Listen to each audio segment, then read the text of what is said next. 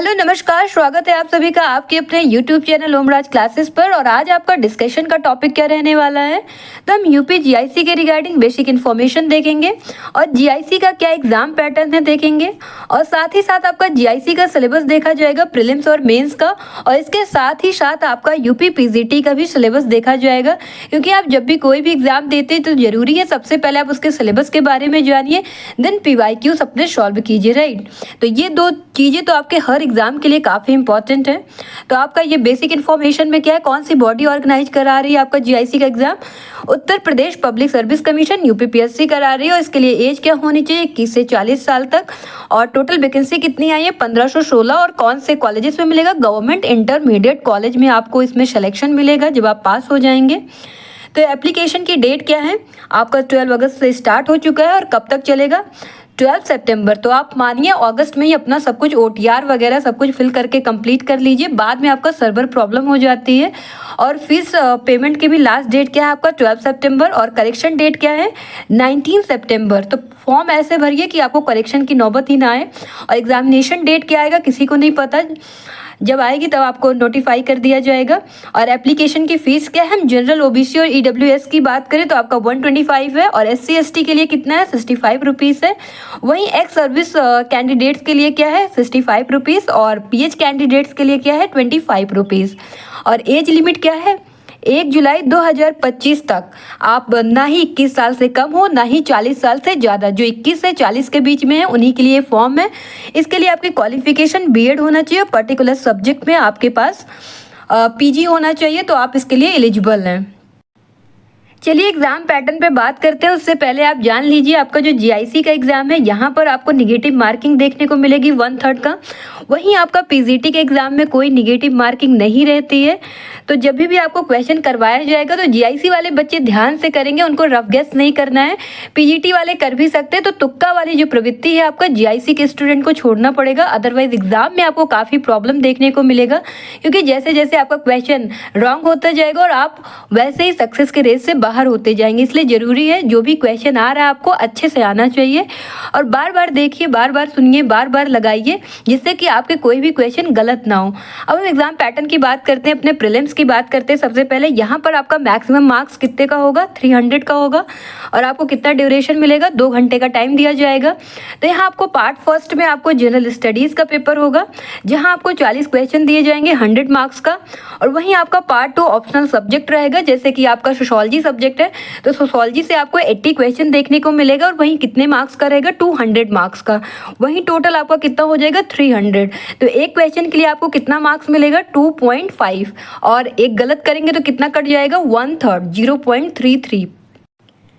चलिए अपना general studies का सिलेबस देख लेते हैं, लास्ट में अपना सोशोलॉजी का सिलेबस देख लेंगे। तो सबसे पहले आपसे जनरल साइंस पूछा जाएगा, जो कि आपका हाई स्कूल स्टैंडर्ड तक का रहने वाला है, जिसमें आपसे वाइटमिन मिनरल्स सेल्स वगैरह पूछे जाते हैं। दूसरा है आपका हिस्ट्री ऑफ इंडिया, तीसरा है इंडियन नेशनल मूवमेंट, फोर्थ है आपका Indian polity economy and culture, fifth है आपका Indian agriculture commerce and trade, छठा है आपका world geography and Indian geography and natural resources of India, सातवां है आपका current national and international important events, means आपसे करंट अफेयर भी पूछा जाएगा। तो करंट अफेयर के लिए आप 5 PM पर आपका डेली क्विज लगाया जाता है, आप चाहें तो प्रैक्टिस कर सकते हैं।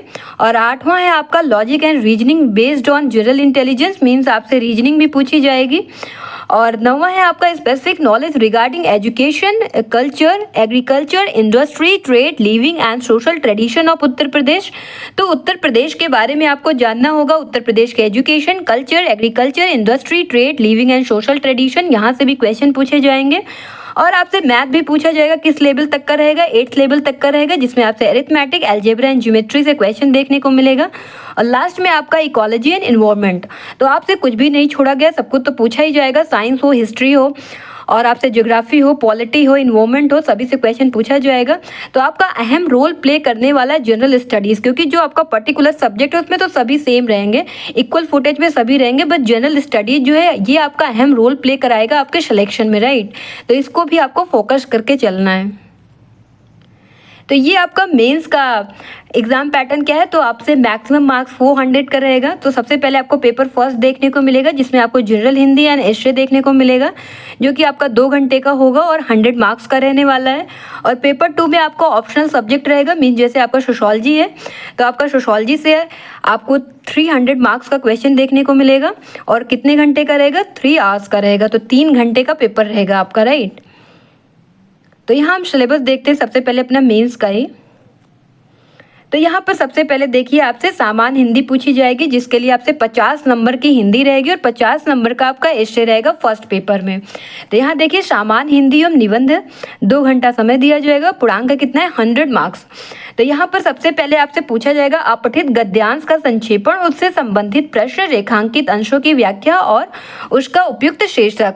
और दूसरे में आपसे अनेकार्थी शब्द, विलोम शब्द, पर्यायवाची शब्द, तत्सम एवं तद्भव, क्षेत्रीय विदेशी शब्द भंडार, वर्तनी, अर्थबोध, शब्द रूप, संधि, समास, क्रियाएं, हिंदी वर्णमाला, विराम चिन्ह, शब्द रचना, वाक्य रचना, अर्थ, मुहावरे एवं लोकोक्तियां, उत्तर प्रदेश की मुख्य बोलियां तथा हिंदी भाषा के प्रयोग में होने वाली अशुद्धियां। तो यहाँ से क्वेश्चन आपका हिंदी में पूछा जाएगा।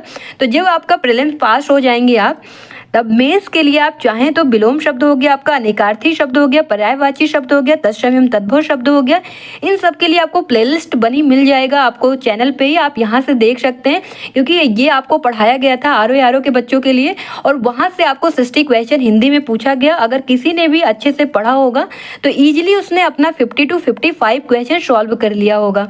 तो जब आप प्रीलिम्स पास हो जाएंगे, अपने मेंस की जो प्रिपरेशन करेंगे, तो ये कुछ टॉपिक आप वहाँ से देख सकते हैं। और हम निबंध की बात करते हैं, तो निबंध के लिए आपको ये 6 टॉपिक से आपसे क्वेश्चन पूछे जाएंगे। ये जो 6 टॉपिक दिया गया है, साहित्य संस्कृति, दूसरा आपका राष्ट्रीय विकास योजनाएं क्रियान्वयन, तीसरा है आपका राष्ट्रीय अंतर्राष्ट्रीय सामयिक सामाजिक समस्याएं निदान, फोर्थ है आपका विज्ञान तथा पर्यावरण, पांचवा है आपका प्राकृतिक आपदाएं और उनके निवारण, और छठा है आपका कृषि उद्योग एवं व्यापार। तो यहाँ से आपको निबंध के लिए क्वेश्चन देखने को मिलेगा, जिसके लिए आपको 1000 शब्द लिखना होगा।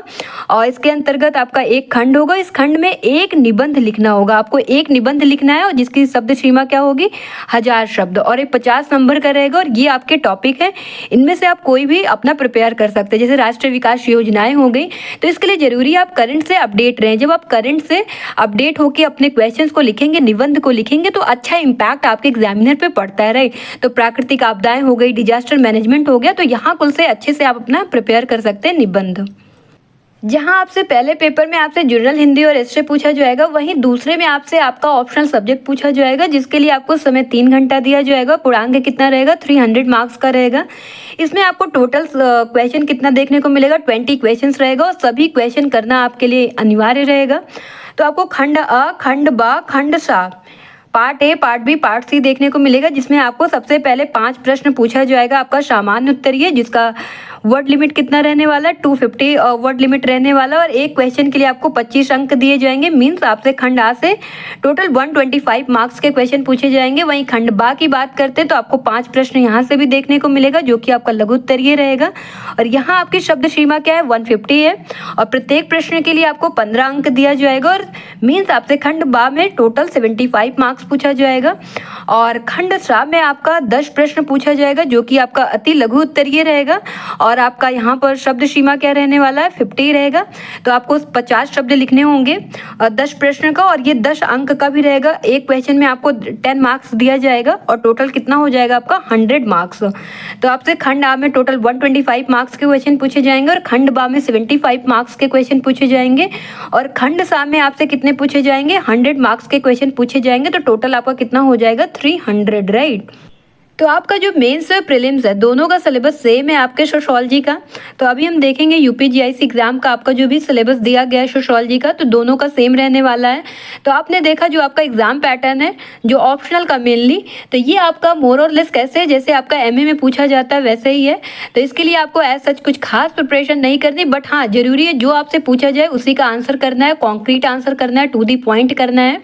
एमए में आप क्या करते थे, पेजेस भरने से मतलब होता था, कुछ भी लिख के आ जाते थे, बट यहाँ पर ऐसे नहीं करना। और अगर आपका प्रीलिम्स अच्छे से हो जाएगा तो आपका मेंस कोई भी नहीं रोक सकता, मेंस में फिर आप अच्छा कर ही लेंगे, राइट।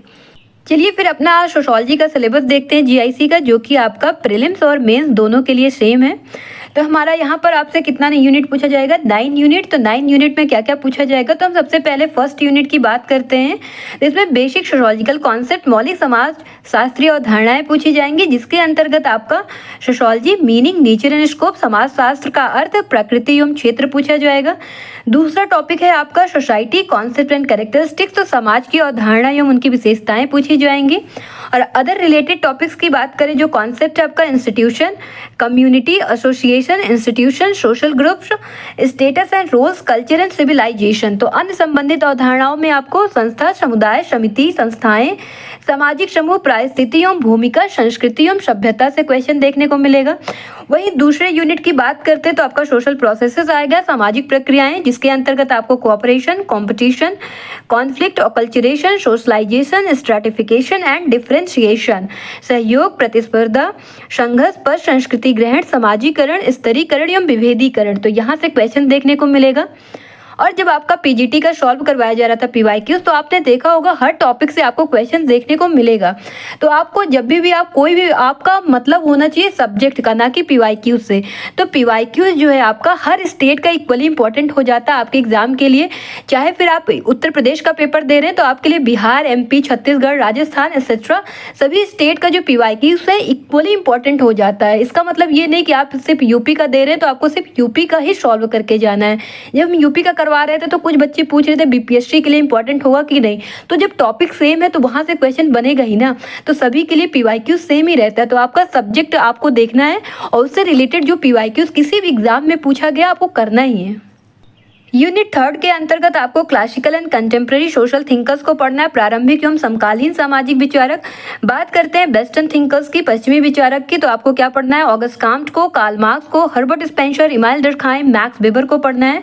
वही हम इंडियन थिंकर्स की बात करते हैं, भारतीय जो विचारक हैं आपका, तो इसमें आपको 3 को पढ़ना है, एक एम एन श्रीनिवास, जी.एस. घुरी और राधा कमल मुखर्जी को पढ़ना है। और हम यूनिट 4 की बात करते हैं तो यूनिट 4 के अंतर्गत आपको कंटेम्प्रेरी सोशोलॉजिकल थ्योरी, समकालीन समाज शास्त्रीय सिद्धांत देखने को मिलेगा, जिसके अंतर्गत आपको पढ़ना है phenomenology and ethnomethodology, functionalism, structuralism, Marxism, conflict theory, exchange theory and symbolic interactionism. तो प्रघटना शास्त्र एवं लोक विधि विज्ञान, प्रकार्यवाद, संरचनावाद, मार्क्सवाद, संघर्ष सिद्धांत, विनिमय सिद्धांत और प्रतीकात्मक अंतःक्रियावाद। यूनिट 5 के अंतर्गत आपका टॉपिक है social change and social control, सामाजिक परिवर्तन एवं सामाजिक नियंत्रण। तो पहला टॉपिक आपको सोशल चेंज के अंतर्गत कॉन्सेप्ट, फैक्टर एंड थ्योरीज पढ़ना है।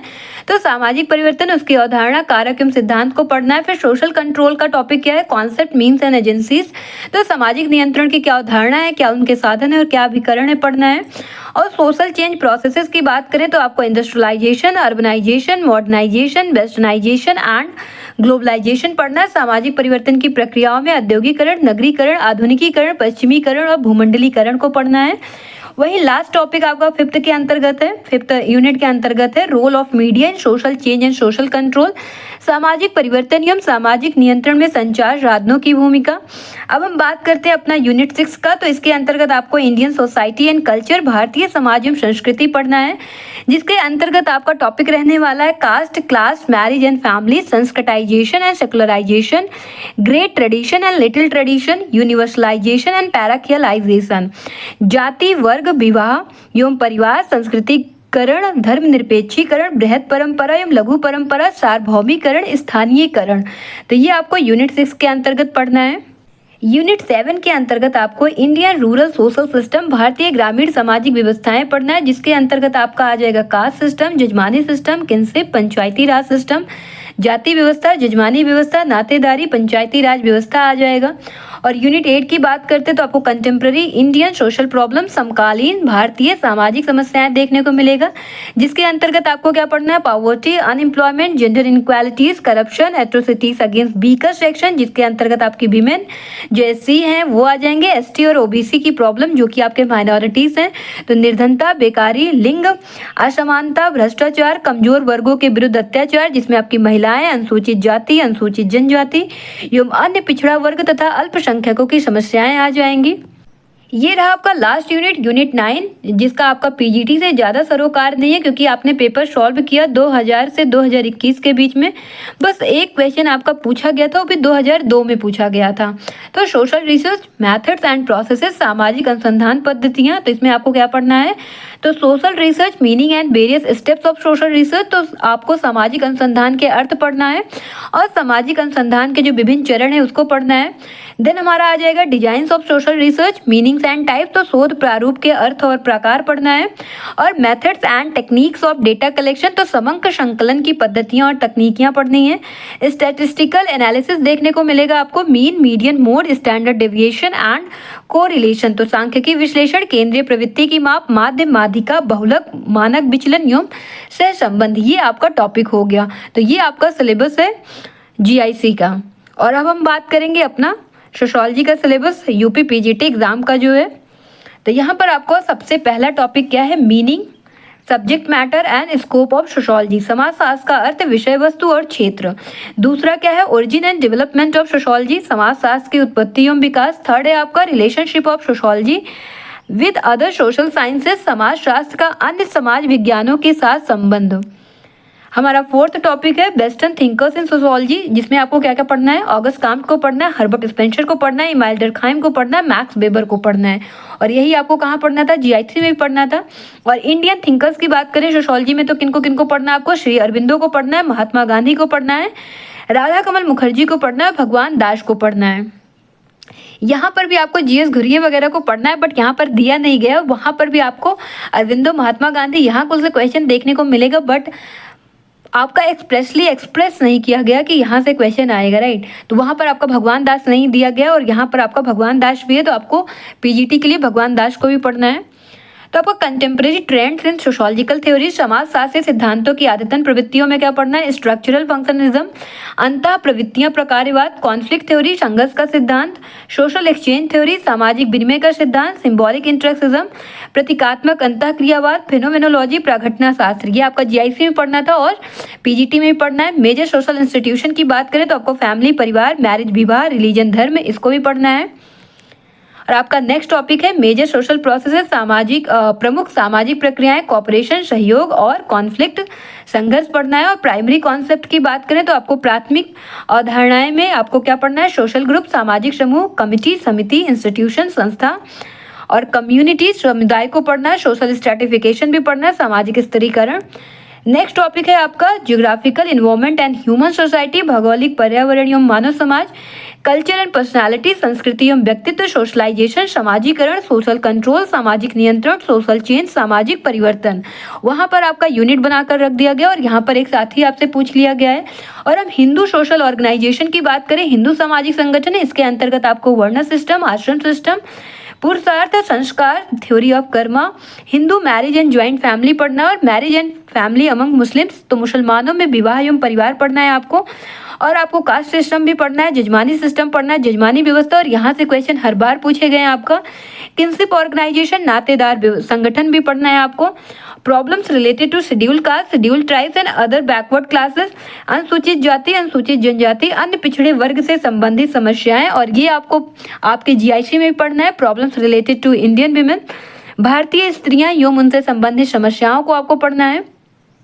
नेक्स्ट टॉपिक है आपका रूरल ट्रांसफॉर्मेशन एंड डेवलपमेंट, ग्रामीण परिवर्तन एवं विकास, इंटीग्रेटेड रूरल डेवलपमेंट प्रोग्राम, समेकित ग्रामीण विकास कार्यक्रम, पंचायती राज सिस्टम भी पढ़ना है आपको। और यहाँ से क्वेश्चन भी आपने देखा है, हर ईयर में पूछा गया है। नेक्स्ट टॉपिक है आपका westernisation, Sanskritisation, localisation, universalization, secularisation, पाश्चात्यकरण, संस्कृतिकरण, स्थानीयकरण, सार्वभौमिकरण, धर्मनिरपेक्षीकरण।